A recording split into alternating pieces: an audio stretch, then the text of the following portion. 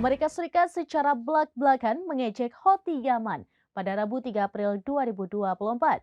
Ejekan tersebut lantaran belakangan ini ritme serangan Houthi dinilai mulai melambat. Komandan Angkatan Udara Amerika Serikat Letjen Alexus Grinkowitz menduga Houthi mulai kehabisan stok drone dan rudal. Amerika Serikat secara belak-belakan mengejek Houthi Yaman lantaran serangannya di Laut Merah mulai melambat dalam beberapa waktu belakangan. AS menduga Houthi mulai kehabisan amunisi drone dan rudal untuk menyerang Israel dan sekutunya.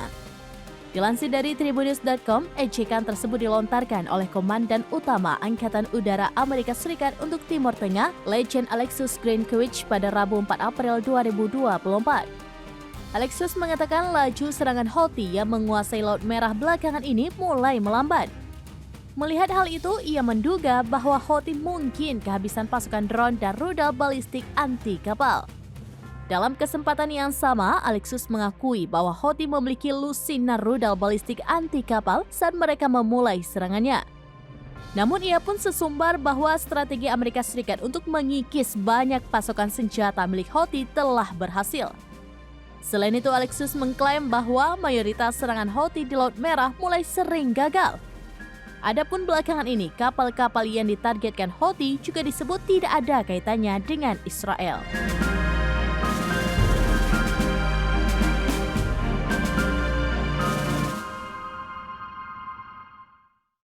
Demikian informasi terkini Syedaralun. Saksikan terus beragam informasi lainnya. Coba like dan share seluruh akun serampinews.com. Download Tribun X sekarang, menghadirkan lokal menjadi Indonesia.